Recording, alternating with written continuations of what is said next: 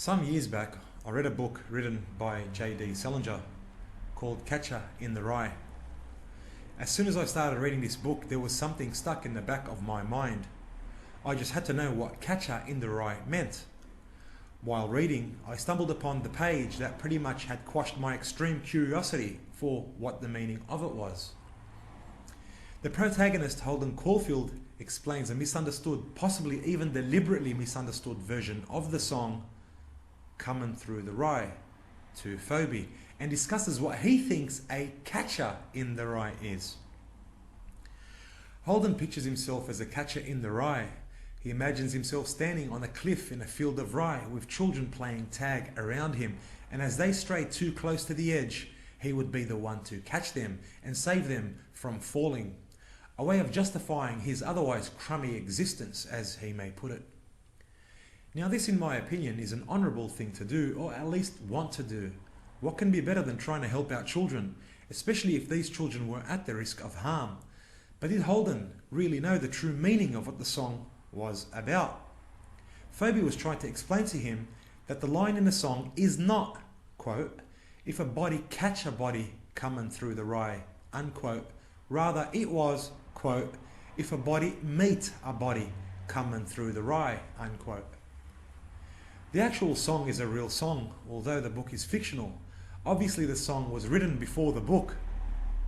It was written by Robert Burns. The song is of sexual nature and also contains lyrics that state, quote, but all the lads, they smile at me when coming through the rye, unquote.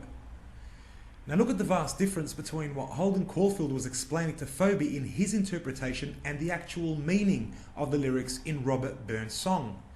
A metaphorical interpretation can also be that Holden wants to catch children before they fall out of innocence into the knowledge of the adult world, including knowledge of sex.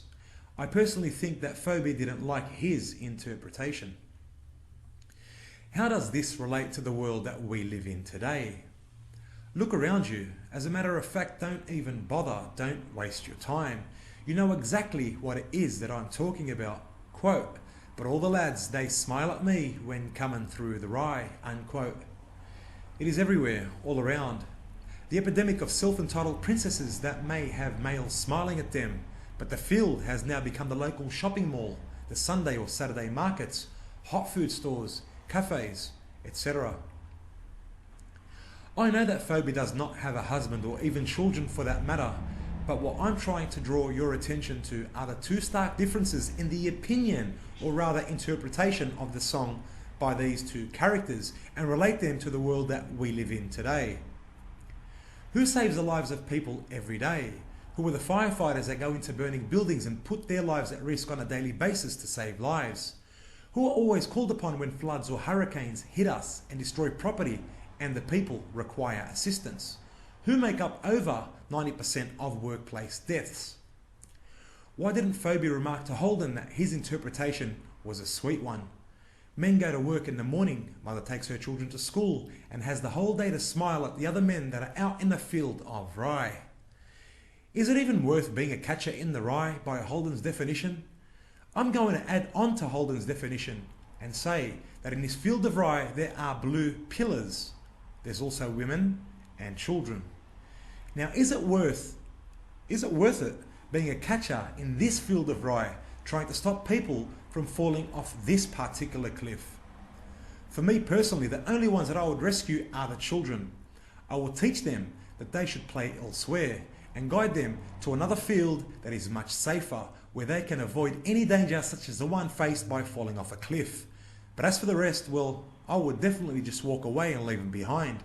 If they fall off the edge, well, that's too bad. I mean, they are adults and they should know the dangerous ramifications of playing near a cliff. How much debt is your country in? My country is in over $300 billion in debt, and our government is requesting an extra amount of over $100 billion to $200 billion to increase its debt ceiling. We are really getting close to the edge of that cliff. When the alpha male slips and falls over, a lot of these blue pillars and females are going to fall over as well. And I won't be here to catch them. I will only be loyal to whomsoever was loyal to me. That obviously isn't going to include some leeching female that wanted to have sex in a field of rye with multiple men smiling at her. If only that was where it was to end, because you actually get to a point where you couldn't give a shit what she did with other men. You actually don't even think about her at all. But no, you have the alimony, child support, extra taxes, etc. that you have to worry about, which stays above you like a dark cloud. Yes, the field is a conglomerate of an extremely powerful alpha male, the state, which they leech off and offers protection with a lot of other goodies to go with that, all at the expense of men. But inflation never ceases. The actual value of the dollar continues to drop and wages don't go up. Yes, the edge of that cliff is getting real close. Many females are starting to look over the edge of that cliff and are starting to become apologetic, realizing that they danced with the devil for too long. I am not Holden Caulfield. I mean, I would do exactly as Holden Caulfield would do and rescue the children. But now you need to rescue yourself, or you can seek the same alpha male who is going to come tumbling down that cliff with you. The two different lines of thought between Holden and Phoebe are extreme. Holden has an unselfish line of thinking where he is concerned about children, whilst Phoebe has a selfish line of thinking based on fantasies of sex with multiple men.